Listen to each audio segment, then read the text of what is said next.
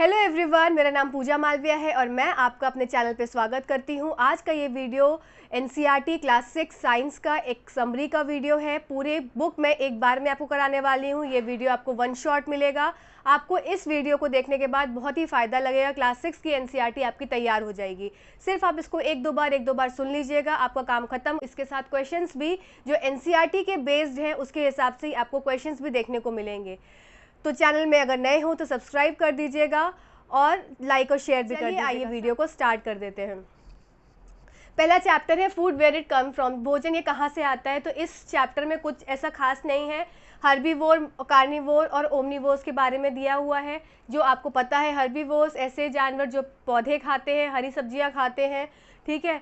जैसे हो गया घोड़ा हो गया, और क्या हो गया, गाय हो गई, ऐसी बहुत सारे एग्जाम्पल्स है। कार्निवोर्स ऐसे जानवर जो कि फ्लैश खाते हैं, जो दूसरे एनिमल्स को खाते हैं, तो वो कार्निवोर्स हो गए, मांसाहारी। नेक्स्ट हो गया सर्वहारी, मतलब ओमनीवोर्स जो प्लांट्स भी खाते हैं और जो मांस भी खाते हैं, ठीक है। नेक्स्ट चैप्टर है कंपोनेंट्स ऑफ फूड, भोजन के घटक। देखो ये बहुत इंपॉर्टेंट चैप्टर है, इससे एक नंबर पक्का रहता है। तो इसमें क्या है, भोजन के घटक में कार्बोहाइड्रेट क्या क्या घटक हो सकते हैं, भोजन में क्या क्या तत्व प्रेजेंट होते हैं। तो वो तत्व क्या है, carbohydrate, protein, fat, vitamin, mineral, roughage. Carbohydrate Hindi carbohydrate ही रहेगी, फैट वसा, मिनरल्स खनिज, ठीक है। अब देखो कार्बोहाइड्रेट के टेस्ट, ये बहुत इंपॉर्टेंट टेस्ट है कार्बोहाइड्रेट का। और कार्बोहाइड्रेट का कौन सा टेस्ट इंपॉर्टेंट है, मंड वाला, मतलब स्टार्च का टेस्ट। तो देखो स्टार्च का टेस्ट में आपको सिर्फ आपको ये दे दिया जाता है कि क्या उसका आंसर आता है, मतलब जो स्टार्च का टेस्ट है उसका कन्फर्मेशन क्या है। तो कन्फर्मेशन क्या है, ब्लू ब्लैक। अगर किसी भी फूड में स्टार्च प्रेजेंट है, मतलब मंड प्रेजेंट है, तो मंड की उपस्थिति कैसे दर्शाई जाएगी, उसके टेस्ट से उसमें क्या डालेंगे, आयोडीन का सॉल्यूशन डालेंगे। आयोडीन का सॉल्यूशन अगर डाल के जो टेस्ट है, वो जो सॉल्यूशन बना, वो अगर ब्लू ब्लैक, काला नीला आ जाता है, तो ये कंफर्म हो जाता है कि उस फूड के, उस खाने में मंड जो है वो उपस्थित है, ठीक है। नेक्स्ट आता है प्रोटीन का टेस्ट। ये भी बहुत इंपॉर्टेंट परीक्षण है। फूड है, खाना हमारे पास, खाने में हमने क्या डाला, देखो इसमें अलग हो जाता है, चेंज हो जाते हैं ingredients. CuSO4, copper sulphate plus caustic soda. अगर ये इसको डालने के बाद खाने का रंग जो टेस्ट ट्यूब में लिया है वो अगर वॉयलेट हो जा रहा है, ठीक है, तो प्रेजेंस ऑफ प्रोटीन पता लग जाएगा कि इस खाने में क्या प्रेजेंट है, इस परीक्षण में क्या प्रेजेंट है, प्रोटीन प्रेजेंट है, ठीक है। नेक्स्ट टेस्ट है वसा का। वसा का टेस्ट आप कैसे जान सकते हैं, आप किसी भी खाने की चीज़ को आप पेपर पे रख देंगे, अगर पेपर जो है वो आपको ऐसे पैचेस से दिख जाएंगे तो आपको पता चल जाएगा कि उसमें वसा जो फैट है वो प्रेजेंट है। नेक्स्ट आता है ऊर्जा। ऊर्जा किसमें ज़्यादा होता है, ये क्वेश्चन भी बहुत बार सीटेट में पूछा गया है। कार्बोहाइड्रेट में ऊर्जा, दोनों ऊर्जा प्रोवाइड करता है, दोनों ऊर्जा प्रदान करता है, कार्बोहाइड्रेट भी और फैट भी। तो किसमें ज़्यादा कार्बोहाइड्रेट है, तो फैट में ज़्यादा, वसा में ज़्यादा एनर्जी प्रेजेंट होती है। कार्बोहाइड्रेट और वसा में ज़्यादा एनर्जी प्रेजेंट होती है। किससे कंपेयर कर रहे हैं, किससे तुलना कर रहे हैं, कार्बोहाइड्रेट से, ठीक है। नेक्स्ट आता है फूड। फूड में जो कि संतुलित फूड है, हम बोलते हैं ना हमें खाना खाना चाहिए, तो कौन सा, संतुलित भोजन लेना चाहिए, मतलब बैलेंस डाइट लेनी चाहिए। तो बैलेंस डाइट में देखो क्या क्या चीज़ हो जाएगी, PVCFM, ये शॉर्ट फॉर्म है PVCFM। देखो P for protein, V for vitamin, C for carbohydrate, F for fat, M for minerals, ठीक है।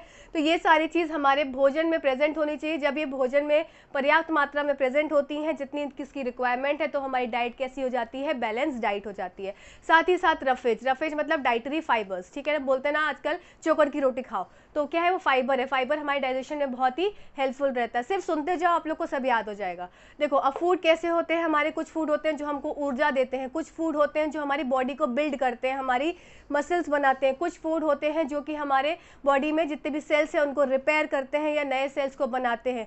कुछ फूड ऐसे होते हैं, कुछ फूड के तत्व ऐसे होते हैं जो कि हमारी बॉडी में किसी भी इन्फेक्शन को जो भी बाहर से आ रहा है उसको लड़ने में उसके प्रति कारगर होते हैं। तो कुछ फूड ऐसे होते हैं जो कि हमारे डाइजेशन में हेल्प करते हैं। तो ये सारे फूड यहाँ पे लिखे हुए हैं। देखो पहला हो गया एनर्जी गिविंग फूड, मतलब जो हमारा फूड, जो खाना हमको ऊर्जा प्रदान कर रहा है। दूसरा आ जाएगा बॉडी बिल्डिंग, जो हमारी मांसपेशियों को बना रहा है, तो वो क्या हो जाएगा, प्रोटीन। आपने जिम जाते हुए लोगों को देखा होगा प्रोटीन खाते हुए, क्योंकि उनको अपनी मसल्स बनानी होती हैं, ठीक है। और एनर्जी गिविंग फूड में क्या था जो मैंने यहाँ बताया था, फैट और कार्बोहाइड्रेट, दो चीज़, ठीक है। और किस में ज़्यादा था? फैट में, ठीक। नेक्स्ट हो जाएगा प्रोटेक्ट अगेंस्ट डिजीजेस, तो विटामिन जो होते हैं, विटामिन हमें लेना होता है जो कि हमें किसी भी डिजीज़ से बचाते हैं। नेक्स्ट हो जाएगा डाइटरी फाइबर्स, जो आहारी रेशे, तो ये क्या होते हैं? हमारी बॉडी में डाइजेशन को बढ़ाते हैं, ठीक है। फिर लास्ट में आता है खनिज या मिनरल्स। मिनरल्स में दो तरह का होता है, ये हम आगे जाके पढ़ेंगे, मैक्रो और माइक्रो। मैक्रो में बहुत ज़्यादा मात्रा में, मतलब as compare to micro, macro ज़्यादा होते हैं हमारी बॉडी में ज़रूरत, और माइक्रो की कम होती है। तो आगे चल के हम ये चीज़ पढ़ेंगे। नेक्स्ट आता है डिजीज़ेस। अब कौन कौन सी डिजीज़ेस होती हैं? कुछ विटामिन की वजह से या कुछ मिनरल्स की वजह से। आपकी बुक में एक चार्ट दिया हुआ है, आपको इसी चार्ट को भी पढ़ना है। हम नेक्स्ट जब आगे क्लास में पढ़ेंगे तो हम पूरे विटामिन को डिटेल में पढ़ने वाले हैं, ठीक है। तो देखो विटामिन ए की कमी से क्या होता है? लॉस ऑफ विजन, ठीक है, पुअर विजन हो जाती है। विटामिन B1 से बेरी जिसमें कमज़ोर मांसपेशी, कम ऊर्जा रहता है बॉडी में। विटामिन सी की कमी से क्या होता है? स्कर्वी, जिसको पाजी बोलते हैं, ब्लीडिंग गम्स से खून निकलने लगता है। साथ ही साथ घाव बहुत समय में हील होता है, मतलब बहुत जल्दी घाव नहीं हील होता है। नेक्स्ट है विटामिन डी की कमी से क्या होता है? रिकेट्स, जिसको सूखा रोग बोलते हैं, बोन्स जो है वो सॉफ्ट हो जाती हैं। नेक्स्ट है विटामिन कैल्शियम की कमी से क्या होता है? बोन और टीथ में की मतलब समस्या हो जाती है। नेक्स्ट क्या होता है? इसकी डिजीज़ क्या हो गई कि वीक, उसकी बोन्स क्या होती हैं? बच्चों की वीक हो जाती हैं, किसी बड़े की भी बोन्स जो है वीक हो जाती हैं। आयोडीन की कमी से घेंगा रोग हो जाता है, ग्वाइटर, ठीक है। तो नेक स्वेल हो जाती है, और बच्चों में क्या होता है? मेंटल डिसेबिलिटी हो जाती है। नेक्स्ट आता है आयरन की कमी से अनीमिया हो जाता है, और क्या होता है? लॉस ऑफ मतलब ब्लड रहता है, और क्या और उसके रिजल्ट क्या होता है? इससे रिजल्ट ये होता है कि हमको कमजोरी लगती है।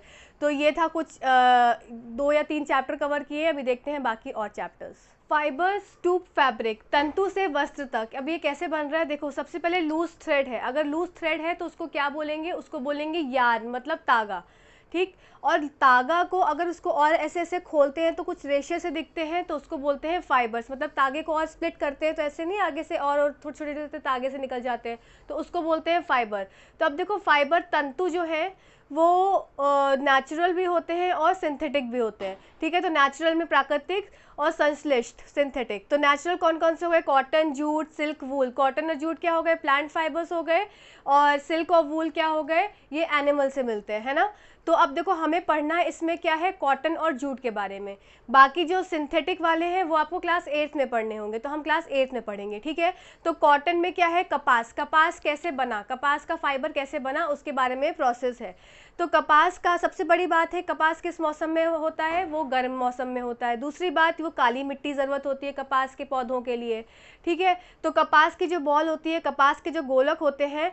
और एक क्वेश्चन और आता है कि जो कॉटन बॉल्स हैं या कॉटन के जो फाइबर्स हैं, वो कौन से पार्ट ऑफ अ प्लांट से मिलते हैं? मतलब किस भाग के, पौधे के किस भाग से हमको कॉटन के फाइबर्स मिलते हैं, ठीक है। तो ये क्वेश्चन पूछा जाता है। तो ये किससे मिलता है? फ्रूट से मिलता है, ठीक है। अब देखो, कॉटन बॉल्स, कपास गोलक जब मैच्योर हो जाएगा, जब वो पूरा फूल जाएगा, पूरा मैच्योर हो जाएगा, तो बर्स्ट हो जाएगा। Seeds covered with cotton fibre seen. अब जैसे ही वो फूटेगा तो अंदर से कॉटन फाइबर हम मिल जाएंगे, क्योंकि सीड के ऊपर कवर्ड रहते हैं वो। तो फाइबर सेपरेटेड फ्रॉम सीड्स, और इस प्रोसेस को बोलते हैं गिनिंग, ओटाई। हिंदी में देख लो, कपास गोलक जो है वो जब पूर्ण परिपक्व हो जाएगा, पूरा मैच्योर हो जाएगा, तो बीज टूटकर खुल जाते हैं। पूरा मैच्योर हो गया तो बीज अब टूट के खुल जाएंगे, ठीक है। तो सीड कवर्ड विथ, अब उसमें से कॉटन के फाइबर्स जो है वो दिखने लगेंगे। अब उस फाइबर को कैसे सेपरेट करा जाता है? बाय हैंड से निकाला जाता है। तो इस प्रोसेस को क्या बोलते हैं? गिनिंग, जिसको बोलते हैं ओटाई, ठीक है। तो फाइबर से ये डेफिनेशन पूछी जाती है। Fibre separated from seed is ginning. और कौन से वाले गिनिंग किस में हुआ? कॉटन में, ठीक है। नेक्स्ट आता है जूट पटसन it is obtain from stem of jute plant. देखो, कॉटन कहाँ से निकला था? कॉटन का फाइबर मिला था हमें फ्रूट से, पर जूट कहाँ से मिल रहा है? पटसन कहाँ से मिल रहा है? ये मिल रहा है स्टेम से। तो ये पूछा जाता है एग्जाम में, कौन से पार्ट, कौन से भाग, पौधे के किस भाग से मिलता है ये जूट, या फिर कौन से भाग से मिलता है कॉटन, ठीक। नेक्स्ट आता है obtain and harvested in flowering stage. अब इसको क्या करते हैं? जो कॉटन स्टेम की जो स्टेम्स होती हैं, जूट की जो स्टेम होती है, उसको भिगा कर रखते हैं पानी के अंदर, और कुछ समय तक भिगा देते हैं। वो स्टेम जो होती है वो सड़ जाती है, तो उससे जूट के फाइबर्स को अलग निकाल लेते हैं, और जो सड़े हुए चीज़ को उसको अलग फेंक देते हैं। तो यही यहाँ पे लिखा है, पुष्पन अवस्था में काटते हैं, जब वो उसमें से फ्लावरिंग स्टेज रहती है, जब पुष्प निकल आते हैं तब उस समय उसकी हार्वेस्टिंग करते हैं। स्टेम को डुबा कर रखते हैं पानी में, स्टेम जब सड़ जाती है, गलने लगती है, तो फाइबर सेपरेटेड बाय हैंड, उसको अलग से हाथ से निकाल लेते हैं, पटसन तंतुओं से अलग कर लिया जाता है। ठीक है, तो ये प्रोसेस हो गया क्या, जूट का, कैसे जूट को निकाला जाता है, किससे, स्टेम से। अब बात आती है नेक्स्ट, ये सब वर्ड्स टर्म्स बहुत इंपॉर्टेंट है, पूछे जाते हैं। स्पिनिंग, स्पिनिंग मतलब कताई। स्पिनिंग क्या होता है, process of making yarn from fibre, मतलब यार्न, यार्न क्या था, लूज थ्रेड। अब लूज थ्रेड से क्या बनना है, फाइबर। ठीक है, तो देखो रेशो से तागा बनने की प्रक्रिया, रेशो से तागा बन रहा है, रेशो से तागा, ये यहाँ पे एक फ्लोचार्ट टाइप का बना है, इससे आपको ज़्यादा अच्छे से समझ में आ जाएगा। फाइबर, फाइबर से स्पिनिंग हुआ, स्पिनिंग से क्या बना, यार्न, यार्न मतलब तागा, फाइबर मतलब क्या हो गया, रेशा, रेशा, रेशा। ठीक है, कॉटन का रेशा, कॉटन के रेशे को से क्या बना, तागा, तो इस प्रोसेस को क्या बोलेंगे, स्पिनिंग। स्पिनिंग से क्या हो गया, वीविंग, वीविंग में क्या हो गया, बुनाई, मतलब तागे को अब बुन के, स्वेटर बुनने की प्रक्रिया को देखा होगा ना कि दो दो लॉन्ग स्ट्रैंड्स होते हैं उसके ऊन के, उसको ऐसे से बिनते हैं तो एक स्वेटर बन जाता है। तो अब फाइबर से क्या बन गया, सॉरी यार्न से क्या बन गया, फैब्रिक, मतलब एक पूरा वस्त्र बन गया। अब यार्न में क्या हो जाएगा, तागे में दो सेट्स ऑफ तागा ऐसे ऐसे बुनते हैं ना, तो दो तरह के तागे को लेके बुन रहे हैं, तो 2 sets of yarn arrange together, और ये क्या बना लेगा, फैब्रिक। अब इधर से कॉटन का देख लो एक बार, ये आपकी बुक में दिए हैं flow charts. Cotton roll, cotton roll है, ठीक है, और इसकी ओटाई करी गई तो क्या बन गया, फाइबर बन गया। ठीक, फाइबर से क्या हो जाएगा, फाइबर से क्या बनाना है, यार्न बनाना है, मतलब रेशे से क्या बनना है, धागा बनना है, धागा बन गया। अब धागे से क्या बनेगा, कपड़ा बनेगा। तो निटिंग भी हो सकती है और वीविंग भी हो सकती है। वीविंग जैसे आपने चटाई देखी होगी तो वो वीविंग हो गई, निटिंग क्या हो गई, बुनाई हो गई। ठीक है, तो ये प्रोसेस क्या था, ये याद करने की टर्म्स है। पहला तो गिनिंग, गिनिंग क्या है, कॉटन के उसमें रहता है फाइबर जिसमें सेपरेट करते हैं फ्रॉम सीड्स, सीड में से फाइबर का सेपरेशन। ठीक है, तो ये गिनिंग हो गई, ये बहुत इंपॉर्टेंट टर्म है। नेक्स्ट टर्म इंपॉर्टेंट है, स्पिनिंग, फाइबर से यार्न का बनना, मतलब फाइबर्स, अब यहाँ से तो फाइबर्स बन गए, अब फाइबर से क्या बनना है, यार्न बनना है। तो पहले गिनिंग आता है, फिर स्पिनिंग आता है। ठीक, GSKW, ginning, spinning, knitting and weaving, तो इससे क्या बन जाता है, फैब्रिक। ठीक है, चलिए अब नेक्स्ट देखते हैं। अगला चैप्टर है सेपरेशन ऑफ सब्सटेंसेस, पदार्थों का पृथक्करण। इसमें क्या है, देखो सबसे पहला है हैंड पिकिंग, मतलब हाथ से चुनना, हस्त चयन, हाथ से कैसे, मतलब दाल को बिनना या कोई कंकड़ को किसी दाल वाल में से कंकड़ निकालना, कोई भी चीज़ हाथ से चुनना। ठीक है, तो वो हैंड पिकिंग हो जाएगा, नाम से ही क्लियर है। नेक्स्ट है थ्रेशिंग, थ्रेशिंग को हिंदी में भी थ्रेशिंग बोलते हैं। देखो इसमें क्या होता है कि बड़े बड़े आपने ऐसे लट्ठे देखे होंगे साइड में रखे हुए सड़क के, जहाँ पे धान वान के खेत होते हैं, तो वो एक साथ बंधे हुए होते हैं। तो जब वो सूख जाते हैं तो क्या करते हैं, सारे जो फार्मर्स होते हैं उसको ऐसे सारे लट्ठे को एक साथ लेके और उसको पीटते हैं। उसके पीटने से क्या होता है, जो भी ग्रेन्स होता है वो अलग हो जाता है। तो इसी प्रक्रिया को बोलते हैं थ्रेशिंग, जिसमें डंडियों से अनाज को पृथक करना, मतलब डंडियों से अनाज को अलग करना। ठीक है, नेक्स्ट आता है विनोइंग, विनोइंग मतलब हवा का कहीं ना कहीं इसमें इस्तेमाल हो रहा है। अब इसको निष्पावन, देखो separate heavier and lighter components of mixture by wind. ऐसे क्या होता है, जो औरतें हैं या आदमी हैं वो सूप लेके खड़े हो जाते हैं और ऐसे ऐसे सूप को हिलाते हैं, तो उससे क्या होता है, जो हैवी कंपोनेंट होता है वो नीचे चला जाता है ग्रेन, और जो लाइटर कंपोनेंट्स होते हैं, मतलब जो उसमें जो घास वास या जो भूसा होता है वो अलग उड़ के दूर, हवा से दूर चला जाता है। ठीक है, तो ये विनोइंग हो गया। नेक्स्ट, ये सब टर्म्स एग्जाम में पूछे जाते हैं, सीटेट में तो खास तौर से पूछे जाते हैं। नेक्स्ट है सीविंग, सीविंग मतलब चालन, चलनी से ऐसे चालना, कोई भी चीज़, आटे को चालते हुए देखा होगा या आपने कहीं पे वो जो सीमेंट वीमेंट को चालते हुए देखा होगा जहाँ पे कंस्ट्रक्शन साइट पे।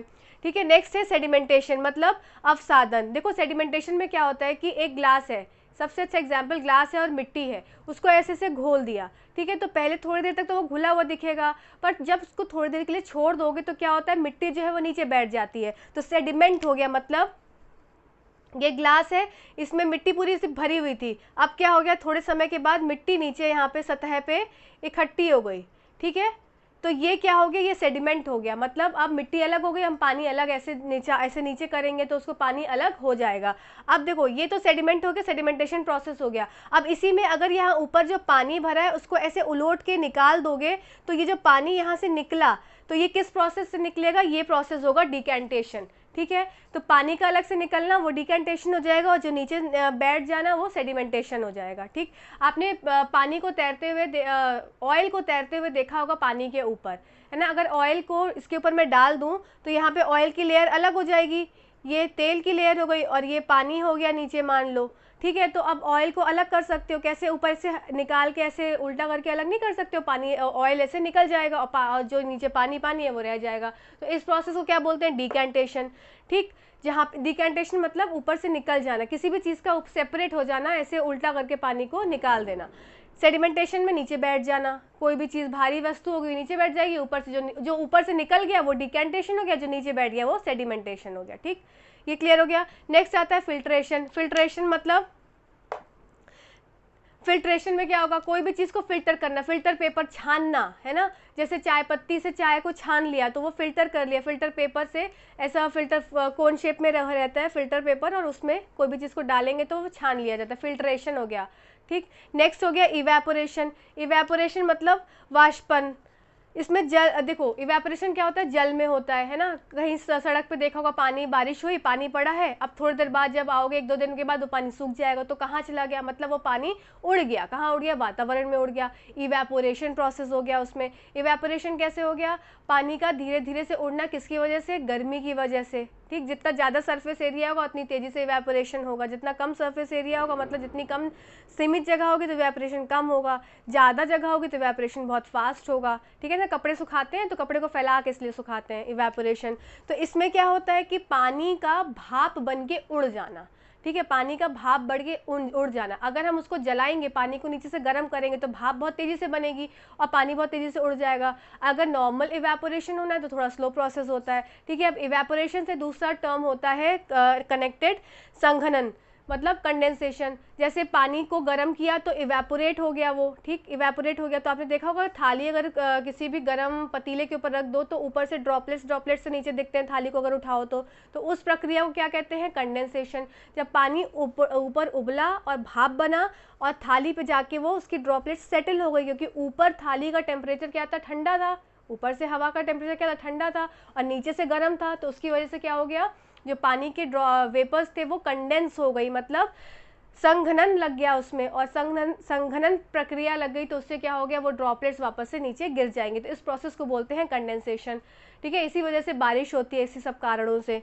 नेक्स्ट है सैचुरेटेड सॉल्यूशन, मतलब संतृप्त विलयन। संतृप्त विलयन मतलब इसमें देखो क्या होगा कि एक एग्जाम्पल है, एक ग्लास है, उसमें अगर चीनी को घोला, ठीक है, 1 चम्मच चीनी डाला, घुल गया आराम से, दूसरी चम्मच चीनी डाला, फिर घुल गया, 3 डाला, 4 डाला, 5 डाला, 10 डाला, तो एक गिलास में एक कैपेसिटी होगी किसकी, चीनी को घोलने की। उस कैपेसिटी से ज़्यादा वो चीनी नहीं घोल पाएगा। अब जब वो उस कैपेसिटी से ज़्यादा चीनी नहीं घोल पा रहा है, इसका मतलब अब वो सॉल्यूशन कैसा बन गया है, सैचुरेटेड सॉल्यूशन बोल गया, मतलब संतृप्त हो गया, मतलब वो उसमें तृप्ति आ गई कि अब मैं और नहीं घुल सकता। जैसे कि अगर किसी को खिला रहे हैं, खिलाते जा रहे हैं, अब वो कह रहा है भाई अब मेरे अंदर जगह नहीं, अब मैं नहीं खा सकता, मैं फट जाऊंगा। तो वही चीज़ इसमें होती है, सैचुरेटेड सॉल्यूशन। ऐसे सॉल्यूशन होते हैं जो एक सीमा के बाद अब वापस से उसमें घुलनशीलता जो प्रॉपर्टी होती है वो नहीं हो पाती है। क्यों, क्योंकि उसके सारे मॉलिक्यूल्स जो होते हैं वो सब यूज़ हो जाते हैं। ये सब हम आगे 8th क्लास में और डिटेल में पढ़ेंगे, ठीक है। ये चैप्टर यहीं ख़त्म होता है। अब नेक्स्ट आता है पौधों को जानो, मतलब getting to know about plants. इसमें क्या है, इसमें आपको पत्ती के बारे में जानना है, फिर आपको लीफ के वेनेशन के बारे में जानना है, फिर पार्ट्स ऑफ अ फ्लावर के बारे में जानना है। ज़्यादा कुछ इसमें नहीं है, बहुत कम है चैप्टर्स में। देखो पत्ती में क्या होता है, जहाँ से तने से जुड़ी होती है जो लीफ का जो भाग तने से जुड़ा होता है उसको बोलते हैं पिट्टियोल, पर्णव्रत, ठीक है। नेक्स्ट जो होता है ये भाग जो चिपटा भाग होता है इसको बोलते हैं लेमिना या फलक, ठीक है। जो बीच की एक मोटी सी नस जा रही होती है उसको बोलते हैं मिडरिब या मध्य शिरा। नेक्स्ट जो पतली पतली से ऐसे वेन्स दिखती हैं, ऐसी नसें से दिखती हैं जो पूरी पत्ती में फैली होती हैं उसको बोलते हैं शिरा, ठीक है। नेक्स्ट आता है लीफ वेनेशन, मतलब आपने अगर लीफ को देखा होगा, ऐसे ट्रेस किया होगा पेपर पे ट्रेसिंग पेंसिल से, तो आपको कुछ आकृतियाँ दिखी होंगी, कुछ ऐसे डिज़ाइंस दिखे होंगे, डिफरेंट पैटर्न्स दिखे होंगे, तो उसी पैटर्न को बोलते हैं क्या, लीफ वेनेशन, मतलब शिरा विन्यास। ये बहुत इंपॉर्टेंट है, ये क्वेश्चन बहुत ज़्यादा पूछा जाता है एग्जाम्स में। मेरा रेड मार्क है, चलो कोई बात नहीं, ये बहुत ही इंपॉर्टेंट टर्म है, ठीक है। लीफ वेनेशन में रेटिकुलेट और पैरेलल। देखो रेटिकुलेट मतलब जालिका रूपी मतलब कुछ ऐसे तुमने देखे होंगे पैटर्न्स की एकदम फैले हुए होते हैं, कोई इधर कोई उधर, मतलब उनका कोई पैटर्न नहीं है, कहीं भी किधर भी मन करा तो जो वेन्स है वो उसकी पैटर्न जो है मुड़ जाता है। पर कुछ ऐसे तुमने देखे होंगे, जैसे ये मान लो ये लीफ है और कुछ ऐसे देखे होंगे एकदम स्ट्रेट ऐसे, मतलब एक उसका क्या है, एक जैसा है, या तो ऐसे फॉर्म में होगा या अगर ये लीफ है तो ये ऐसे ऐसे ऐसे ऐसे ऐसे, मतलब एक पैटर्न, एक पैरेलल लाइंस, एक क्या है समानांतर रेखाएं जो है उसमें खिंची हुई हैं, तो वो कौन सी हो जाएंगी, पैरेलल। ठीक, और रेटिकुलेट मतलब जालिका रूपी, जालिका रूपी जैसे अगर मैं यहाँ बना दूँ जालिका रूपी, तो ये कहीं भी निकल रही है, मतलब वो इसकी जो वेन्स है वो कहीं भी मतलब ऑल ओवर डिस्ट्रीब्यूटेड है, इधर से उधर इधर से उधर। ठीक, तो वेन्स क्या होती हैं, इरेगुलरली डिस्ट्रीब्यूटेड होती हैं, किसमें, रेटिकुलेट में मतलब जालिका रूपी में, और पैरेलल में क्या होती है, वेन्स जो होती है वो समानांतर होती हैं। ठीक है, इसका एग्जाम्पल बहुत ज़्यादा पूछा जाता है, आम और गुलाब। ठीक है, अब देखो जो रेटिकुलेट वेनेशन शो करती है तो उसमें रूट्स किस तरह की पाई जाती हैं, तो उसमें रूट्स पाई जाती हैं टैप रूट। ठीक है, टैप रूट कैसी, नल से, याद रखो नल, नल खोलते हैं तो एक पतली सी सिरे से पानी निकलता है कि पानी फैला हुआ निकलता है, नल से, शावर से पानी कैसा निकलता है, फैला हुआ, पर नल से कैसा पानी निकलता है, एकदम सीधा सा सिरा सा, है ना। तो टैप रूट मतलब टैप खोला नल तो कैसा एक सिरे से पानी निकला, तो वो क्या होती है, एक मेन रूट होती है इसमें, और बाकी साइड में जो साइड की रूट हो गई वो उसकी लेटरल रूट्स हो गई, मतलब उसकी साइड की रूट्स हो गई वो छोटी छोटी होती हैं। तो मेन जो रूट होती है एक, वो सेंट्रल रूट होती है, मतलब केंद्रीय रूट इसमें एक होती है और बाकी साइड साइड की सेकेंडरी रूट्स होती हैं। ठीक, अब देखो फाइब्रस रूट्स कैसी हो जाएंगी, जैसे इसकी पत्ती की स्ट्रक्चर था, मतलब पैटर्न था, वैसे इसकी फाइब्रस रूट्स है, मतलब वो कहीं भी तुमने ऐसे निकाला होगा तो कभी कभी घास की कैसी पत्तियाँ, घास की रूट्स देखी होगी ना, एकदम ऐसे फैली हुई सी, मतलब इधर उधर कहीं भी। ठीक है, अब देखो इसके एग्जाम्पल्स हो जाएंगे, इसमें कैरेट हो गया, रेडिश हो गया, ठीक, कैरेट, रेडिश, टर्निप, ये सब इसके एग्जाम्पल्स हो गए टैप रूट के। नेक्स्ट इसके एग्जाम्पल फाइब्रस रूट्स के हो गए, घास हो गया, वीट हो गया, ये सब इसके फाइब्रस के एग्जाम्पल्स हो गए। ठीक, इतना क्लियर हो गया। नेक्स्ट आता है parts of a flower. Parts of a flower में देखो male part of a flower भी पढ़ना है, female part of a flower भी आपको पढ़ना है। ठीक है, साथ ही साथ मतलब बाह्य स्ट्रक्चर और अंदरूनी स्ट्रक्चर। अंदरूनी स्ट्रक्चर में क्या हो जाएंगे, मेल और फीमेल पार्ट्स हो जाएंगे, और बाह्य स्ट्रक्चर में क्या हो जाएंगे, जो आउटर स्ट्रक्चर है। देखो आउटर स्ट्रक्चर में क्या क्या होगा, पंखुड़ी होगी, ठीक है, ऊपर पंखुड़ी पेटल हो गया, नीचे से क्या जो हरा हरा सा रहता है ये इसको क्या बोलेंगे, बाह्य दल, सेपल जिसे बोलते हैं। ठीक है, बाकी डंडी हो गई, इसकी स्टेम हो गई और पत्तियां हो गई। क्लियर। अब इसके इंटरनल स्ट्रक्चर में क्या क्या हो जाएगा, देखो मेल पार्ट और फीमेल पार्ट। फीमेल पार्ट को बोलते हैं पिस्टिल, ठीक, स्त्री केसर, और मेल पार्ट को बोलते हैं पुंग केसर, पुरुष पुंग केसर। ठीक है, स्टेमन, स्टेमन में क्या प्रेजेंट होता है, एंथर और फिलामेंट। स्टेमन में प्रेजेंट होता है एंथर ऑफ फिलामेंट। ये क्या हो गया, ये एंथर हो गया, ठीक है, ये एंथर और नीचे वाला फिलामेंट, तो ये दोनों मिला के क्या हो जाएगा, स्टेमन। ये दोनों मिला के एंथर और फिलामेंट मिला के स्टेमन। एंथर मतलब जहाँ पे पोलन ग्रेन्स प्रेजेंट होते हैं, ठीक है, इसमें पोलन ग्रेन्स प्रेजेंट होते हैं और ये जाके कहाँ गिर जाएंगे, स्टिग्मा के ऊपर स्टिक हो जाएंगे। ठीक है, और वापस से अंदर एंटर हो जाएंगे। कैसे एंटर होंगे आगे जाके पढ़ेंगे आगे कक्षाओं में। ठीक है, तो देखो इधर देखो, स्टेमेन, एंथर, फिलामेंट। स्टेमेन क्या हो गया, मेल रिप्रोडक्टिव पार्ट हो गया फ्लावर का, पुंग केसर, एंथर ऊपर वाला, बाइलोब स्ट्रक्चर होता है ऐसा लोब, उसके अंदर पोलन ग्रेन्स प्रेजेंट होते हैं, फिलामेंट जो तंतु नीचे की जो ये इसकी डंडी होती है। ठीक है, नेक्स्ट आता है इधर स्टिग्मा स्टाइल ओवरी। स्टिग्मा हो गया, देखो ऊपर यहाँ पे जाके पोलन ग्रेन्स चिपक जाता है, इस पोर्शन को बोलते हैं स्टिग्मा। स्टिग्मा वर्तिकाग्र। ठीक है, स्टाइल मतलब ये कैसा स्टाइल मारता है, स्टाइल मारता है तभी तो अंदर जाके पोलन ग्रेन्स इसके अंदर एंटर होते हैं, स्टाइल मतलब वर्तिका। नेक्स्ट आता है ओवरी, जहाँ पे क्या होता है, जहाँ पे सीड्स बनते हैं, अंडाशय। ठीक है, और फिर ओव्यूल जो क्या है, बीजांड। तो इतना ही था आपके इसमें इस वाली बुक में। नेक्स्ट जब हम 8th क्लास में पढ़ेंगे इसको और डिटेल में इसके बारे में है। ठीक है, चलिए आइए नेक्स्ट देखते हैं। नेक्स्ट चैप्टर है बॉडी मूवमेंट्स, बॉडी में कैसे गति होती है। तो इसमें आपको पढ़ने हैं जॉइंट्स, ठीक है, जोड़ के बारे में पढ़ना है। तो देखो सबसे पहला है बॉल एंड सॉकेट जॉइंट, इसको हिंदी में भी बॉल एंड सॉकेट जॉइंट ही बोलते हैं। तो ये क्वेश्चन पूछा जाता है कि कौन से जॉइंट्स, कौन सा नाम है जॉइंट्स का, वो कहाँ पाया जाता है। तो इसको सिर्फ इसी टेबुलर फॉर्म में ही आपको पढ़ना है। देखो बॉल एंड सॉकेट जॉइंट कहाँ मिलता है, शोल्डर और आर्म्स में, शोल्डर और आर्म्स में। ठीक है, थाई और हिप बोन में। कौन सा जॉइंट है, बॉल एंड सॉकेट जॉइंट। ऐसा होता है, एक बॉल सी होती है उसके ऊपर से सॉकेट्स आके अटैच हो जाता है। ठीक है, नेक्स्ट है पाइवोटल जॉइंट, निर्णायक जॉइंट। ठीक है, नेक और हेड में ये वाला। ठीक है, नेक और हेड के बीच में, हेड और नेक के बीच में कौन सा जॉइंट है, पाइवोटल जॉइंट। ये बहुत इंपॉर्टेंट है, बहुत बार पूछा गया है क्वेश्चन। नेक्स्ट है हिंज जॉइंट। हिंज जॉइंट कहाँ है, एल्बो जॉइंट। ठीक है, जो कब्जे जैसे दरवाजे के कब्जे होते हैं ना, दरवाजा ऐसा खुलता बंद होता है, तो ऐसे यहाँ पे एल्बो और नी में हमारा कौन सा जॉइंट है, हिंज जॉइंट। फिक्स जॉइंट स्थिर जोड़ कहाँ पे है, देखो यहाँ मैं बोल रही हूँ तो मेरा निचला हिस्सा क्या है, ये हल्का सा मूव हो रहा है, पर ये ऊपर का हिस्सा एकदम बराबर है, मतलब वो ज़रा भी मूव नहीं हो पा रहा है। तो मतलब फिक्स जॉइंट कहाँ पे है, यहाँ पे अपर जॉ और रेस्ट ऑफ द हेड के बीच में क्या है, फिक्स जॉइंट, ठीक है, स्थिर जोड़।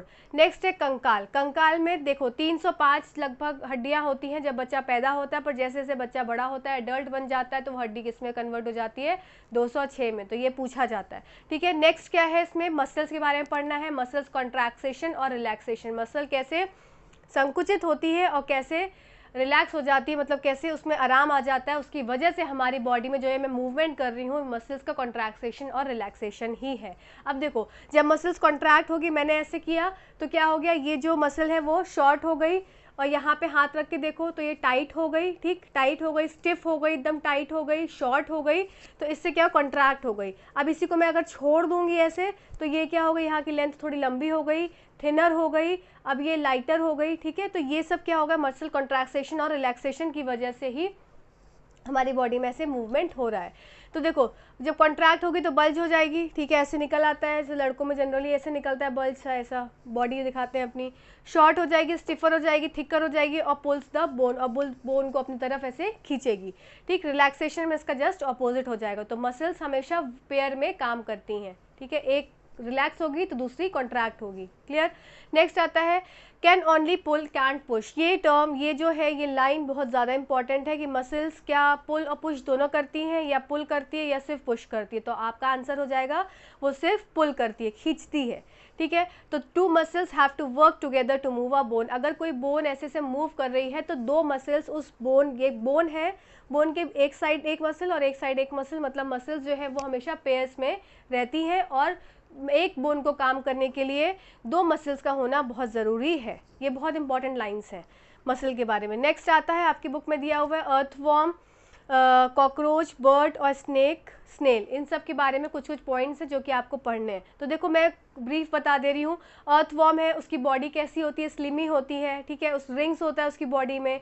रिंग्स की वजह से क्या होता है, देखा होगा जब वो चलता है तो आगे बढ़ता है तो नीचे पीछे थोड़ा सा मोटा हो जाता है, फिर वो जब आगे बढ़ता है तो थोड़ा सा आगे मोटा हो जाता है। तो मतलब उसकी बॉडी के स्ट्रक्चर की, उसके बॉडी में कोई बोन नहीं होता है। किसकी बॉडी में, अर्थवॉर्म की बॉडी में कोई भी बोन नहीं होती है, मसल्स होती हैं, फिर ब्रिस्टल्स होते हैं नीचे ऐसे निकले हुए। आपने जब अगर उसमें देखा होगा लैब में, तो ब्रिस्टल्स होते हैं, वो ब्रिस्टल्स क्या करते हैं, ग्राउंड में चलने में हेल्प करते हैं, इसे चिपका के रखते हैं, किससे, ग्राउंड से, सतह से उसको चिपका के रखते हैं। फिर हाँ सारे पॉइंट्स हो गए। फिर इसके पास बोन्स नहीं होती। स्नेल आपने देखा है, घेंगा, तो उसमें क्या होता है, ऊपर से हार्ड कवर होता है, ठीक है, हार्ड कवर होता है, वो चलने में कुछ मदद नहीं करता, बस वो स्नेल को प्रोटेक्ट करता है बाहर के एनवायरनमेंट से। अगर कोई देखा उसने कि एकदम से कुछ खतरा है तो वो अंदर घुस जाता है। अब उसका शेल होता है, उसमें भी मसल्स होती हैं, स्नेल में भी कोई बोन नहीं होती, तो मसल्स क्या करती है, हेल्प करती है मूवमेंट में। नेक्स्ट आता है कॉकरोच। कॉकरोच का जो आउटर स्केलेटन होता है, हार्ड सी कवरिंग होती है, उसकी वजह से वो कॉकरोच जो है मूवमेंट अपना प्रॉपर कर पाता है। अब इसके पास होते हैं नंबर ऑफ, बहुत सारे प्लेट्स होते हैं ऊपर, ऐसे देखा होगा कॉकरोच पास से ऐसे लाइन सी बनी होती है, तो वो उसको मूवमेंट में हेल्प करता है। साथ ही साथ इसके पास 3 पेयर ऑफ लेग्स होते हैं जो कि मूवमेंट में हेल्प करते हैं। आगे के जो पैर होते हैं उसकी तरफ से पंख निकले होते हैं, और पीछे एक छोटे रहते हैं। तो ये कॉकरोच के बारे में हो गया। नेक्स्ट ये हो गया बर्ड के बारे में। बर्ड क्या होती है, बर्ड की बोन्स जो होती है हॉलो होती हैं। ये हॉलो बोन्स होने के कारण ही बर्ड्स जो है वो दूर तक उड़ पाती हैं। अगर बोन्स हॉलो ना हो तो बर्ड्स जो है भारी हो जाए और वो उड़ ना पाए दूर तक, ठीक। नेक्स्ट आता है स्नेक भी आपने देखा होगा ऐसे चलते हुए। तो स्नेक्स में भी क्या होता है, इनकी लॉन्ग बैकबोन होती है, ठीक है, ऐसे ऐसे इस टाइप के मोशन से, वाइब्रेशन मोशन से वो स्नेक जो है वो आगे बढ़ता है। तो इसमें कुछ खास नहीं था, ये सब पॉइंट्स मेन हैं जो आपको याद रखने हैं। नेक्स्ट चैप्टर है हमारा living organism characteristics and habitat, मतलब सजीव एवं उनका, सजीव जीव और उनका परिवेश, वो किस परिवेश में वो रहते हैं। देखो हैबिटेट और एडेप्टेशन दो टर्म्स बहुत इंपॉर्टेंट है। एडेप्टेशन मतलब कोई भी जीव अगर अपने को दूसरे के हिसाब से अडेप्ट कर ले रहा है तभी वो जीवित है, नहीं तो वो मर जाएगा, ठीक है। जैसे जिराफ ने अपने आप को अडेप्ट कर लिया किस कंडीशन में, अपनी जब उसने खाने की कोशिश करी तो क्या हो गया, धीरे धीरे उसकी बॉडी ने अडेप्ट कर लिया अपने को उस परिस्थिति में रहने के लिए, और उस परिस्थिति में रहने से क्या हो गया, उसकी जो गर्दन थी वो ऊंची हो गई, ठीक है। तो इसी को अडेप्टेशन बोलते हैं। अब जैसे डिजर्ट के, मरुस्थल के जो जीव होते हैं, अडेप्टेशन की हिंदी हो जाएगी अनुकूलन, ठीक है, और हैबिटेट की आवास। तो देखो जो डेजर्ट, जो मरुस्थलीय जीव होते हैं वो कैसे होते हैं, उनकी अगर पेड़ पौधों की बात करूं तो उनमें अलग से कोई पत्ती नहीं होती है, कांटे होते हैं, ठीक है। और वो उनका फोटोसिंथेसिस कब होता है, उनका फोटोसिंथेसिस की प्रक्रिया मतलब वो स्टोमेटा अपना रात में खोलते हैं, दिन के समय नहीं खोलते हैं। उनकी जड़ें जो होती हैं बहुत डीप होती हैं सॉइल के अंदर, और वो वाटर लॉस जो है उनके पास लीव्स नहीं होती हैं इसलिए, और लीव्स किस में कन्वर्ट हो जाती हैं, कांटों में। तो कांटों से क्या होता है कि जो ट्रांसपिरेशन का प्रोसेस है वो बहुत ही स्लो हो जाता है, बहुत ही कम हो जाता है, तो उनका वाटर लॉस नहीं होता है। तो ये क्या हो गया, सब अडेप्टेशन हो गया, उन्होंने अपने हिसाब से अपने को परिवर्तित करा है हर जगह के लोगों ने। अगर मैं समुद्री जीव की बात करूँ तो मैं उनको अगर ले जाके रख देती हूँ डेजर्ट में तो वो नहीं जीवित रह पाएंगे, और डेजर्ट के प्लांट्स को ले जाके रख देती हूँ समुद्र में तो वहाँ जीवित नहीं रह पाएंगे। मतलब हर की कंडीशंस, हर का रहने का तौर तरीका अलग है, ठीक है।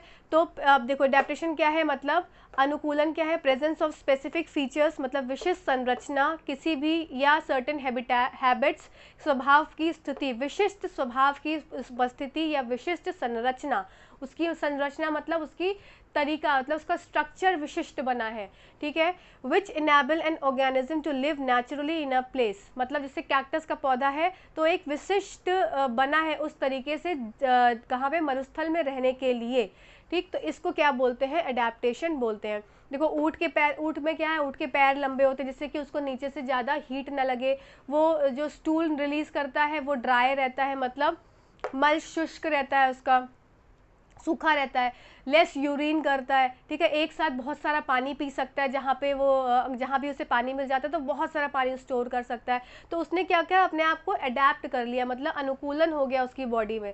नेक्स्ट आता है हैबिटेट, मतलब आवास, ऐसी जगह जहाँ पे कोई भी जीव जंतु रहते हैं, उनकी जगह, वो उनको खाना भी देता है, वो उनको रहने की भी जगह देता है, वो उनको अच्छा वातावरण भी देता है, तो उसको क्या बोलते हैं, आवास। The place where an organism live, और उसको क्या है, प्रोवाइड शेल्टर एंड फूड। अब आवास दो तरीके के हो जाएंगे, टेरेस्ट्रियल आवास और जलीय आवास। मतलब टेरेस्ट्रियल हो जाएगी इसकी हिंदी स्थलीय, और एक्वेटिक की हो जाएगी जलीय, ठीक है। अब देखो टेरेस्ट्रियल में क्या क्या हो जाएंगे, ग्रासलैंड्स हो गए, फॉरेस्ट हो गए, माउंटेन रीजन्स हो गया, तो ये क्या हो गए, टेरेस्ट्रियल आवास हो गए, ठीक। नेक्स्ट आता है हमारा एक्वेटिक, जलीय में क्या हो जाएगा, सी हो गया, ओशन हो गया, लेक हो गया, पॉन्ड्स हो गए, मतलब जलीय, जहाँ भी जल के जीव रहते हैं। अब देखो दो कॉम्पोनेंट्स हैं, घटक दो तरीके के हो जाएंगे, एक हो जाएगा जैव घटक और दूसरा हो जाएगा अजैव घटक। बायोटिक कंपोनेंट्स मतलब सारे लिविंग ऑर्गेनिजम्स किस में आ जाएंगे, बायोटिक में। ए बायोटिक में क्या हो जाएंगे, एयर, वाटर, फॉरेस्ट, मतलब जो भी नॉन लिविंग थिंग्स हो जाएंगी, वो जो निर्जीव है वो किस में हो जाएंगे, अजैव घटक, और जो जीव है वो किस में आ जाएंगे, जैव घटक में। अब तीसरा वर्ड ये बहुत इंपॉर्टेंट है, ऐसी एक्लीमेटाइजेशन। एक्लीमेटाइजेशन मतलब पूर्वनुकूलन और अडेप्टेशन मतलब अनुकूलन में थोड़ा अंतर है। देखो अडेप्टेशन एक लॉन्ग प्रोसेस है, मतलब बहुत समय तक लोगों ने, चीज़ों ने अडेप्ट किया तब वो उस जगह पे जाकर रह पा रहे हैं। पर ये क्या होगा, एक्लीमेटाइजेशन। एक्लीमेटाइजेशन में क्या होगा, मतलब पूर्वनुकूलन, इसमें क्या होगा कि शॉर्ट पीरियड अडेप्टेशन है। जैसे अगर मैं अभी गर्म क्षेत्र में रह रही हूँ और कहीं घूमने गई किसी ठंडी जगह पे, तो मेरी बॉडी फटाक से अडेप्ट करेगी, उसको एक दो दिन में जो टेम्परेचर चेंज होगा उसको अडेप्ट करेगी, जिससे कि मैं बीमार ना पड़ूँ। अगर नहीं होगा तो मैं बीमार पड़ जाऊंगी। तो इसी को बोलते हैं एक्लीमेटाइजेशन, मतलब शॉर्ट पीरियड में किसी भी बॉडी का अडेप्ट करना उस एनवायरनमेंट के अकॉर्डिंग, जिससे कि रहना जो है वो आसान हो जाए। इस प्रोसेस को बोलते हैं एक्लीमेटाइजेशन, ठीक। क्लियर हो गया। और एक्लीमेटाइजेशन और अडेप्टेशन में अंतर ये हो गया, अडेप्टेशन एक लॉन्ग प्रक्रिया है और ये एक्लीमेटाइजेशन जो है ये शॉर्ट पीरियड पे, मतलब शॉर्ट चीज़ में, छोटे समय में जो होने वाली चीज़ है। क्लियर हुआ। चलिए आइए अब नेक्स्ट देखते हैं। नेक्स्ट है motion and measurement of distance, मतलब गति और उनके दूरियों को नापने का मापन। देखो इंटरनेशनल सिस्टम ऑफ यूनिट देखा गया कि एक इंटरनेशनल सिस्टम बनाया जाए जिसको एसआई यूनिट बोला गया, जो कि अंतर्राष्ट्रीय मात्रक प्रणाली थी, जो हर जगह एक्सेप्टेबल था। मतलब ऐसा नहीं है कि यहाँ पे इंडिया में कोई और फॉरेन में कोई और मेजरमेंट रहे मापन का, तो इसलिए एसआई सिस्टम बनाया गया। तो इसमें क्या हुआ, देखो 1790 में फ्रांसीसियो ने मापन की एक मानक प्रणाली की रचना की, जिसको क्या बोला, मीटरी पद्धति। ठीक है, तो ये किसके द्वारा किया गया था, फ्रांसीसियो के द्वारा किया गया था कि एक मानक प्रणाली बना दी जाए और ये प्रणाली हर जगह एक्सेप्टेबल रहे। ठीक है, तो for sake of uniformity a scientist all over the world accepted a set of standard. अब इसकी वजह से क्या हो गया कि यूनिफॉर्म जो एक प्रणाली बनाई गई, तो इसको हर साइंटिस्ट ने एक्सेप्ट किया कि ठीक है ऐसा करना चाहिए, ज़रूरी है। ठीक है, तो इसी सिस्टम को बोला गया क्या, एसआई सिस्टम। अब देखो एसआई यूनिट, तो अब 1 मीटर में 100 सेंटीमीटर, 1 सेंटीमीटर में 10 मिलीमीटर, ये इस तरह से इन्होंने बनाया। ठीक है, उसके बाद तो हम लोग ने देख लिया था कि कह डम दसम मतलब kilo, hecto, deca, metre, decimetre, centimetre, millimetre. तो एक अब देखो, तो ये तो आप लोग को सबको पता होगा, अभी नहीं पता है तो हम आगे जैसे जैसे आता जाएगा इसको हम क्लियर करते जाएंगे। नेक्स्ट क्या है, टाइप ऑफ मोशन, गति के प्रकार। तो गति के प्रकार में आपको क्या क्या पढ़ना है, आपको सिर्फ बुक में दिया हुआ है कि इतने तरह के मोशंस होते हैं, बस उसके बाद चैप्टर खत्म है। तो पहला मोशन क्या है, रेक्टिलिनियर मोशन, मतलब जिसको सरल रेखीय मोशन बोलते हैं, जो कि क्या होता है, स्ट्रेट लाइन में। कोई भी बॉडी अगर स्ट्रेट लाइन में मूव कर रही है तो वो कौन सा मोशन है, वो सरल रेखीय मोशन है। ठीक है, कार अगर रोड पे जा रही है तो वो रेक्टिलिनियर मोशन में जा रही है।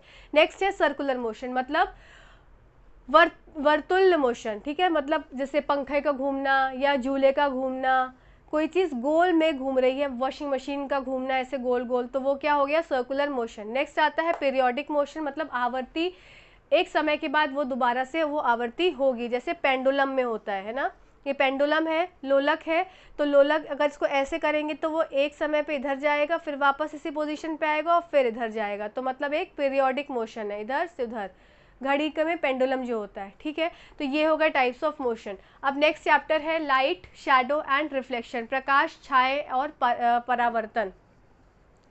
इस चैप्टर में आपको ऑब्जेक्ट्स के बारे में बताया गया, किस तरह के ऑब्जेक्ट्स हैं, फिर आपको बताया गया है ट्रांसपेरेंट, ओपेक और ट्रांसलूसेंट के बारे में, फिर शैडो के बारे में थोड़ा बताया है, फिर कैसे लाइट ट्रैवल करती है, और पिनहोल कैमरा और पेरिस्कोप, ये सब हल्का हल्का दिया है, और ये सब जो है डिटेल में आपको क्लास 9th और 10th में ज़रूर मिलेगा। तो अभी चलिए देख लेते हैं जितना इस चैप्टर में दिया है क्लास 6 की बुक में। तो ऑब्जेक्ट्स में देखो, ल्यूमिनस ऑब्जेक्ट्स और नॉन ल्यूमिनस ऑब्जेक्ट्स, मतलब ऐसे ऑब्जेक्ट्स जो दूसरों को लाइट देते हैं, मतलब जो खुद प्रकाशित होते हैं। अब कौन से हो सकते हैं, सबसे बड़ा तो हो गया सूरज, दूसरा हो गया टॉर्च, ट्यूबलाइट, मतलब जो ऐसी चीज़ें जो खुद दूसरे को प्रकाश कर रही हैं, तो वो सब क्या हो गए, ल्यूमिनस, मतलब दीप्त पिंड। ठीक, और नॉन ल्यूमिनस में क्या हो जाएंगे, जो चीज़ प्रकाश नहीं कर रही है, जैसे कोई भी सामान जिसमें खुद की लाइट ना हो, दूसरों की लाइट से वो हमें दिख पा रही है, बेड हो गया, टेबल हो गया, बुक हो गई, मतलब हर वो चीज़ जिसमें खुद की लाइट नहीं है, दूसरे की लाइट से हमको दिख रही है। ठीक, नेक्स्ट ऑब्जेक्ट्स आते हैं, देखो ट्रांसपेरेंट, ओपेक और ट्रांसलूसेंट। तो ट्रांसपेरेंट क्या हो जाएगा, जिसमें पारदर्शी, पूरा आगे पीछे दिख जाए, ग्लास हो गया, ग्लास दरवाज़ा हो गया, ठीक, तो वो क्या हो गया, पारदर्शी। नेक्स्ट हो जाएगा ओपेक, अपारदर्शी। अब किसी किताब के अगर हाथ के आगे पीछे मैं देखना चाहूँ तो क्या मैं देख लूँगी, नहीं देखूँगी, क्योंकि क्या है वो, ये चीज़, ये हाथ क्या है, ये ओपेक है। ठीक है, अपारदर्शी सबको पता है ये सब चीज़ें। ट्रांसलूशन मतलब पारभाषी। अब हल्का से फैट का अगर मैं टेस्ट करूँ एक पेपर के ऊपर, तो फैट का पेपर से जो टेस्ट हो जाएगा वो कैसा बन जाएगा, वो पारदर्शी बन जाएगा, सॉरी पारभाषी बन जाएगा, सॉरी हिंदी में गड़बड़ कर दिया, पारभाषी मतलब ट्रांसलूसेंट। ठीक है, ट्रांसलूसेंट हो जाएगा वो फैट का टेस्ट। ठीक, नेक्स्ट हो जाएगी छाया कैसे बनती है, तो छाया बनने के लिए सबसे बड़ी चीज़ इंपॉर्टेंट होती है कि स्क्रीन होना है। स्क्रीन किसी भी फॉर्म में हो सकती है, या तो वो पर्दा हो सकता है, ठीक है, और छाया हमारा हमेशा पीछे बनती है। आगे से रोशनी आती है और मैं खड़ी हूँ, मेरे पीछे मेरी छाया बन जाएगी। अगर ये ऊपर लाइट नहीं होती तो यहाँ पे आपको मेरी शैडो दिख रही होती। ठीक है, ये ऊपर लाइट होने की वजह से यहाँ पे शैडो नहीं दिख रही है। किसी किसी में आपने देखा होगा, किसी किसी वीडियोस में कि जो खड़ा है, जो आपको पढ़ा रहा है, या किसी का वीडियो आप देख रहे हो, तो उसके पीछे उसकी स्क्रीन पे छाया आ रही है, तो क्या है, शैडो हमेशा हमारी पीछे बनती है, और उसके लिए कोई ना कोई स्क्रीन की ज़रूरत है। ये स्क्रीन भी हो सकती है, वाइट बोर्ड भी हो सकता है, कोई बिल्डिंग भी हो सकती है, या छाया अगर नीचे मैं ऐसे रख रही हूँ तो नीचे भी छाया बनती है, मतलब फ्लोर भी हमारा छाया बनाने की एक जगह है। ठीक है, अब इसके बाद देखो, हाँ, छाया हमेशा अपारदर्शी वस्तुओं की बनती है, मतलब छाया हमेशा ओपेक ऑब्जेक्ट्स की ही बनेगी। नेक्स्ट आता है लाइट जो है हमेशा सीधी लाइन में ट्रैवल करती है। अगर टॉर्च की रोशनी मारते हैं तो वो स्ट्रेट जाती है, ऐसे घूमती फिरती तो नहीं जाती है कि टाटा बाय करते हुए जाती हो। तो देखो यहाँ से एक व्यक्ति देख रहा है तो उसको क्या है, ये इस कोन के अंदर लाइट दिखेगी। पर अगर मैं इसी कोन को बेंड कर दूं और ये व्यक्ति यहाँ से देख रहा है तो क्या इसको लाइट दिखेगी? नहीं, क्योंकि यहाँ पे यहाँ तक लाइट जो है स्टॉप हो जाएगी, क्योंकि लाइट जो है हमेशा स्ट्रेट लाइन में ट्रैवल करती है, तो यहाँ तक टकराएगी और उसके बाद उसको नहीं दिख पाएगी। ठीक है, अब देखो मिरर एंड रिफ्लेक्शन, आपकी बुक में छोटा सा दिया हुआ है रिफ्लेक्शन, कुछ ज़्यादा नहीं है, सिर्फ ये बताया कि ऐसे टॉर्च की अगर लाइट हम मिरर के ऊपर मारते हैं तो वो रिफ्लेक्ट बैक हो जाती है, इसी को रिफ्लेक्शन बोलते हैं। अब एंगल आई, एंगल आर, ये सब टर्म्स आपको आगे मिलेंगे। ठीक है, angle of incidence, angle of reflection और incident ray, reflected ray, normal, ये सारी चीज़ें आपको आगे चल के मिलने वाली। तो मिरर क्या है? दर्पण, और रिफ्लेक्शन क्या है? परावर्तन। तो लाइट यहाँ से ट्रैवल करी और से स्ट्राइक हिट करी किस पे? मिरर पे, क्योंकि मिरर की एक सरफेस तो क्या होती है? पेंटेड होती है, तो हम उसमें अपनी शक्ल देख सकते हैं। और यहाँ से रिफ्लेक्ट बैक हो गई, तो यहाँ पे लाइट की रोशनी, टॉर्च की रोशनी मारते हैं ना मिरर में, तो ऐसा दिखता है। ठीक है, पेरिस्कोप बनाया है आपकी बुक में एक्टिविटी में। तो पेरिस्कोप में क्या है? दो तरह के मिरर लगते हैं दो साइड में, मतलब ऐसा सा जेड सा स्ट्रक्चर होता है, और इधर एक में लग गया और एक इधर लग जाता है। तो इससे क्या होता है, यहाँ से लाइट एंटर करी, फिर यहाँ से रिफ्लेक्ट करेगी,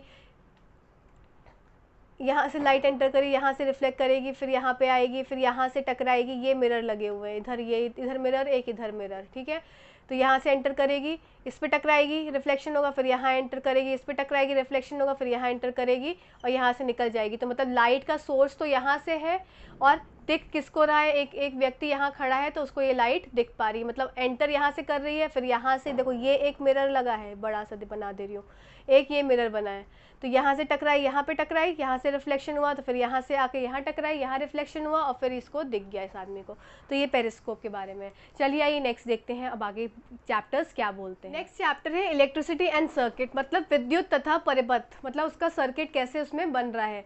तो आपकी बुक में ज़्यादा नहीं दिया हुआ है, आपकी बुक में इलेक्ट्रिक सेल दिया हुआ है, साथ में सर्किट बनाना बताया है, ऑन ऑफ कैसे करते हैं वो बताना बनाया है, तो इतना ज़्यादा नहीं है। चलिए आइए देख लेते हैं क्या क्या है। देखो सबसे पहले इलेक्ट्रिक सेल में देखो पॉजिटिव टर्मिनल और नेगेटिव टर्मिनल, मतलब आपने सेल बैटरी देखी होगी, बैटरी पे ऊपर की टोपी जो होती है वो पॉजिटिव होती है और नीचे की प्लेट जो होती है वो नेगेटिव टर्मिनल होती है। ठीक है, धनात्मक सिरा और ऋणात्मक सिरा। अब देखो इलेक्ट्रिसिटी, ये इलेक्ट्रिक सेल के अंदर कैसे बैटरी से कोई भी कार चल रही है, कुछ भी चल रहा है, तो उसके कारण ये होता है कि उसके अंदर कुछ केमिकल्स प्रेजेंट होते हैं, कुछ रसायन पदार्थ प्रेजेंट होते हैं, जिसकी वजह से ये जो है बैटरी ये काम करती है। इसकी वजह से जैसे टॉर्च जल रहा है या कार चल रही है, अगर ये रासायनिक पदार्थ खत्म हो जाएगा तो इलेक्ट्रिक सेल जो है वो बेकार हो जाएगा। ठीक है, अब नेक्स्ट आता है कि जो ये रासायनिक पदार्थ है यही इलेक्ट्रिसिटी उत्पन्न करती है। नेक्स्ट बात आती है बल्ब, आपकी बुक में बल्ब के बारे में दिया है, सिर्फ बल्ब का स्ट्रक्चर बताया है। तो बल्ब के स्ट्रक्चर में क्या है? देखो ये है, ये फिलामेंट है, और ये फिलामेंट ही जलता है जिसकी वजह से हमें रोशनी मिलती है। तो ये फिलामेंट जनरली टंगस्टन का बना होता है। ठीक है, क्योंकि टंगस्टन का मेल्टिंग पॉइंट बहुत हाई होता है। आगे चल के हम देखेंगे कि और टंगस्टन की क्या क्वालिटीज़ हैं, वो चैप्टर 10th में आई थिंक वो चैप्टर है। अब नेक्स्ट है, देखो इसकी ये साइड में फिलामेंट ऐसी हवा में तो लटका नहीं रहेगा, इसको कुछ ना कुछ तो वायर लगा होगा। तो जो साइड के वायर होते हैं ये बहुत ही मोटे होते हैं, मतलब एज़ कम्पेयर टू टंगस्टन, वो इसलिए प्रेजेंट होते हैं जिससे कि उसको सपोर्ट प्रोवाइड कर सकें और टंगस्टन को अपनी जगह पे स्थिर रखें। दूसरी बात, जो ये पहला तार है ये वाला तार मुड़ के आएगा, यहाँ पे जाके अटैच हो जाएगा, मतलब जो पहला तार है ये कनेक्ट हो जाएगा बेस ऑफ द बल्ब से। ठीक, अब ये अंदर सब इंटरनल स्ट्रक्चर है, बाहर से ऐसा कुछ नहीं दिखता है। और ये उधर वाला जो राइट हैंड साइड वाला जो तार है वो प्रोवाइड करेगा सपोर्ट, तो दोनों तार प्रोवाइड कर रहे हैं। देखो पहला तार जो है वो कनेक्ट हो जाएगा बेस से आके, और दूसरा तार जो है वो कनेक्ट हो जाएगा इधर नेक से, और दूसरा तार हो जाएगा connect centre of the base से। ठीक है, तो मतलब वो क्या है, पूरा एक सिस्टम, एक सर्किट क्लोज बना रहे हैं। ठीक है, नेक्स्ट बात आती है इलेक्ट्रिक सर्किट। इलेक्ट्रिक सर्किट में देखो एक पॉजिटिव टर्मिनल और एक नेगेटिव टर्मिनल, हमेशा इलेक्ट्रिसिटी फ्लो करती है पॉजिटिव टू नेगेटिव। अब यहाँ से यहाँ इलेक्ट्रिसिटी जब फ्लो कर रही है तो ये बीच में क्या हो गया, ये प्लग, अगर प्लग को हटा देंगे, अगर मैं इसको हटा दूं, यहाँ पे ऐसे जोड़ूँ ना, ये इसको यहीं तक रहने दूँ, तो क्या इलेक्ट्रिसिटी फ्लो हो पाएगी? नहीं हो पाएगी। पर अगर मैं इसको जब ज्वाइन कर दूंगी, मतलब ऑन कर दूंगी स्विच को, तो इलेक्ट्रिसिटी फ्लो हो जाएगी। तो आपकी बुक में सिर्फ इलेक्ट्रिक सर्किट बनाना बताया था। नेक्स्ट है कंडक्टर्स और इंसुलेटर्स, तो ऐसे चीज़ें जो इलेक्ट्रिसिटी को हेल्प करती हैं कंडक्ट करने में। जैसे कि पानी में अगर इलेक्ट्रिक करंट आया तो पानी में भी करंट फ्लो करेगा, पर अगर वुड पे करंट आया तो वुड पे करंट फ्लो नहीं करेगा। तो वुड इज़ अ इंसुलेटर, मतलब रोधक है। क्या? विद्युत रोधक। और ये क्या है? विद्युत चालक, कंडक्टर। ठीक है, ऐसे मेटल्स हो गए, कंडक्टर हो गए। वाटर इज़ अ कंडक्टर, हमारी body is a conductor of electricity. और ये ब्रिक हो गया, फिर वुड हो गया, ये सब क्या हो गया? इंसुलेटर्स हो गए। ठीक, नेक्स्ट चैप्टर आता है हमारा फन विथ मैग्नेट्स। इस चैप्टर में भी आपको बताया, पहले हिस्ट्री बताइए कि कैसे मैग्नेट की डिस्कवरी हुई, फिर मैग्नेट्स हम आर्टिफिशियली बना सकते हैं, मैग्नेट्स क्या कैसे होते हैं, उनकी क्या प्रॉपर्टीज़ होती है, बस इतना ही बताया। मतलब सब बेसिक बेसिक ही है क्लास 6 में। देखो इसमें क्या है, सबसे पहले फन विथ मैग्नेट्स में अगर मैं देखूँ तो दो तरह के पदार्थ होते हैं, एक तो मैग्नेटिक होता है, एक नॉन मैग्नेटिक। मतलब ऐसे पदार्थ जो कि किसी चीज़ को अपनी तरफ अट्रैक्ट कर रहे हैं, वो क्या हो गए? मैग्नेटिक हो गए। इसमें एग्जाम्पल क्या हो गया? आयरन, कोबाल्ट, निकल, ये सब क्या है? मैग्नेटिक सब्सटेंसेज है, अपनी चीज़ों को अपनी तरफ अट्रैक्ट कर रहे हैं। ठीक है, अब देखो नॉन मैग्नेटिक मतलब अचुंबकीय, मतलब इन चीज़ों से, सब्सटेंस से, इन पदार्थों से कोई भी चीज़ नहीं चिपकेगी। ठीक है, मैग्नेटिक सब्सटेंसेस मतलब चुंबकीय उनके अंदर नेचर है, मतलब उनसे चीज़ें जाके चिपकेंगी। और अचुंबकीय मतलब इनसे चीज़ें जाके नहीं चिपकेंगी। तो आयरन, निकल, कोबाल्ट क्या है? चुंबकीय पदार्थों से जाके चिपकेंगे। नेक्स्ट आता है हिस्ट्री। हिस्ट्री में क्या हो गया? देखो जो शेफर्ड एक थे, वो क्या करते थे ना, वो कचरा अपना बीनते थे, तो उनके पास एक रॉड थी, उसमें उन्होंने लगा के रखा था नीचे लोहे का पतरा टाइप का, से रॉड के नीचे यहाँ पे लोहे की पतरा लगा के रखा था। तो एक बार वो जा रहे थे अपना ऐसे ही चराते हुए भेड़ों को, तो उन्होंने देखा कि उनकी जो रॉड है वो निकल नहीं पाई। तो उनको ये लगा कि ऐसा क्यों है, वो उधर से क्यों ताकत लग रही है, मुझे इतनी क्यों कोशिश करनी पड़ी रॉड को निकालने की। तो अब उन्हें जाके पता चला कि उस रॉड में जो आयरन थी वो एक जगह पर जाके चिपक गई और वो उससे निकल नहीं पा रही है। तब उससे ये डिस्कवरी हुई थी कि एक रॉक है, जिस रॉक का नाम है मैग्नेटाइट। वो एक ऐसी रॉक है जिस पे जाके आयरन्स जो है वो चिपक जाते हैं, और तो उनके रॉड के ऊपर भी आयरन लगे हुआ था, तो उससे जाके वो चिपक गया था। तो अब इन शेफर्ड का नाम भी था मैंगनीज। ठीक है, तो रॉक क्या थी? मैग्नेटाइट थी। सब चीज़ सिमिलर था। अब देखो shapes of a magnet: bar magnet, horseshoe magnet, ball ended magnet और सिलेंड्रिकल मैग्नेट। छड़ चुंबक, नाल चुंबक, गोलतांत और बेलाकार, ये सब चुंबक ऐसे होते हैं ना। बार मैग्नेट ऐसे हो गया, हॉर्सशू मैग्नेट ऐसे हो गया। ठीक है, फिर कौन सा? सिलेंड्रिकल मैग्नेट ऐसे हो गया, सिलेंड्रिकल के शेप में। फिर ये हो गया बॉल एंडेड मैग्नेट, ऐसे हो गया। तो ये सब टाइप्स ऑफ अ मैग्नेट है जो कि आपने देखे होंगे जनरली। नेक्स्ट आता है poles of a magnet. Magnet के पोल्स होते हैं नॉर्थ पोल और साउथ पोल। तो देखो पोल्स ऑफ अ मैग्नेट में हमेशा नॉर्थ और साउथ पोल रहेगा। अब मैग्नेट की क्या प्रॉपर्टी होती है कि नॉर्थ पोल और साउथ पोल एक दूसरे को अट्रैक्ट करेगा, पर नॉर्थ और नॉर्थ एक साथ रखेंगे तो वो रिपेल करेगा। ठीक, साउथ एक साथ रखोगे तो वो भी रिपेल करेगा। तो हमेशा नॉर्थ के साथ क्या आना चाहिए अगर अट्रैक्ट कराना है? तो साउथ। ठीक, नॉर्थ एंड साउथ का कॉम्बिनेशन है। नेक्स्ट बात आई कि पोल्स ऑफ अ मैग्नेट को जानने के लिए क्या किया कि एक मैग्नेट को लेके गए और खूब सारे आयरन फिलिंग्स, मतलब लोहे के बुरादे को फैला दिया गया पेपर के ऊपर। अब उसके ऊपर से क्या कर दिया, जो मैग्नेट है उसको डाल दिया। तो उसको डालने से क्या होगा? फटाफट से जो आयरन फिलिंग्स होंगी वो कुछ इधर कुछ इधर कुछ इधर कुछ इधर शिफ्ट हो जाएंगी। मतलब ये आयरन फिलिंग्स पहले तो पूरे पेपर पे डिस्ट्रीब्यूटेड थी, फिर क्या हो गया? कुछ इधर आ गई और कुछ इधर आ गई। तो इससे ये समझ में आया कि सिर्फ नॉर्थ और साउथ पोल ही ऐसी जगह होती है जहाँ पे कोई भी चीज़ अट्रैक्ट होती है। ठीक है, तो ये इसके नॉर्थ एंड साउथ पोल पता चल गया। अब ये इसी मैग्नेट से हमें क्या पता लग सकता है? हमको डायरेक्शन पता लग सकता है। ठीक है, कंपास में यूज़ होता है, देखा है ना, कंपास के अंदर निडल प्रेजेंट होती है। निडल हमेशा नॉर्थ साउथ डायरेक्शन में ही होती है। जैसे हम इधर उधर जाते हैं तब उसकी डायरेक्शन चेंज होती है और स्थिर किधर हो जाती है? फिर से नॉर्थ साउथ डायरेक्शन में स्थिर हो जाती है। नेक्स्ट आता है अट्रैक्शन, मतलब नॉर्थ साउथ अट्रैक्ट करेगा, नॉर्थ और नॉर्थ है तो रिपेल करेगा, कट जाएगा, साउथ फिर रिपेल करेगा और साउथ और नॉर्थ अट्रैक्ट हो जाएगा। तो आई थिंक ये चैप्टर क्लियर हो गए होंगे। इसके बाद आपका बचता है एक चैप्टर है वाटर वाला चैप्टर। नेक्स्ट है एयर अराउंड अस। तो एयर अराउंड अस में आपको सिर्फ ये बताया गया है कि एयर में nitrogen, oxygen, argon, water vapours ये सब प्रेजेंट होते हैं।